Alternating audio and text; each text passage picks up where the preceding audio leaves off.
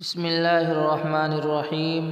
حضرت شعیب علیہ السلام کی دعوت اور قوم کی ہلاکت۔ اللہ تعالیٰ نے حضرت شعیب علیہ السلام کو اہل مدین اور اصحاب ایکہ کے پاس ہدایت کے لیے بھیجا۔ یہ قوم شرک و بت پرستی میں مبتلا ہونے کے علاوہ تجارتی لین دین میں دھوکہ بازی، ناپ تول میں کمی، لوٹ کھسوٹ اور ڈاکہ زنی میں حد سے بڑھ گئی تھی۔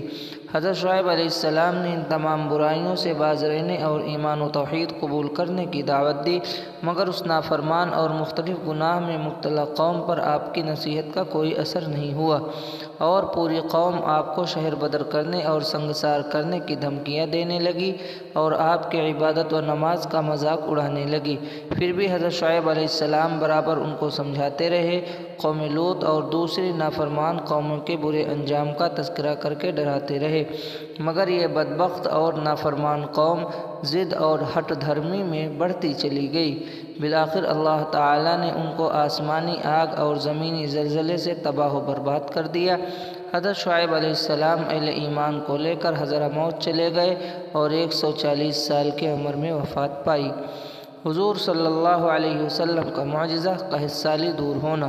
حضرت انس رضی اللہ عنہ فرماتے ہیں، ایک شخص حضور صلی اللہ علیہ وسلم کے پاس آیا اور کہنے لگا، بارش نہ ہونے کی وجہ سے جانور مر گئے، راستے بند ہو گئے۔ تو آپ صلی اللہ علیہ وسلم نے دعا فرمائی، جس کی وجہ سے مسلسل 1 ہفتے بارش ہوتی رہی۔ وہ آدمی اگلے جمعے کو آ کر کہنے لگا، یا رسول اللہ، بارش زیادہ ہونے کی وجہ سے مکانات گر گئے، راستے بند ہو گئے اور جانور مر گئے۔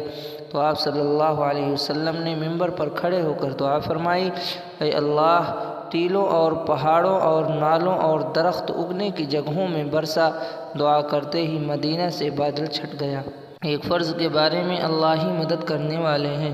قرآن میں اللہ تعالیٰ فرماتا ہے، اللہ تعالیٰ ہی زندگی و موت دیتا ہے، اللہ تعالیٰ کے علاوہ کوئی کام بنانے والا، مدد کرنے والا نہیں ہے۔ خلاصہ، ان باتوں پر ایمان لانا اور اس کا یقین رکھنا ہر ایک مسلمان پر فرض ہے۔ ایک سنت کے بارے میں میت کو قبر میں رکھنے کی دعا۔ رسول اللہ صلی اللہ علیہ وسلم میت کو قبر میں اتارتے تو یہ دعا پڑھتے، بسم اللہ وفی سبیل اللہ وعلی ملت رسول اللہ۔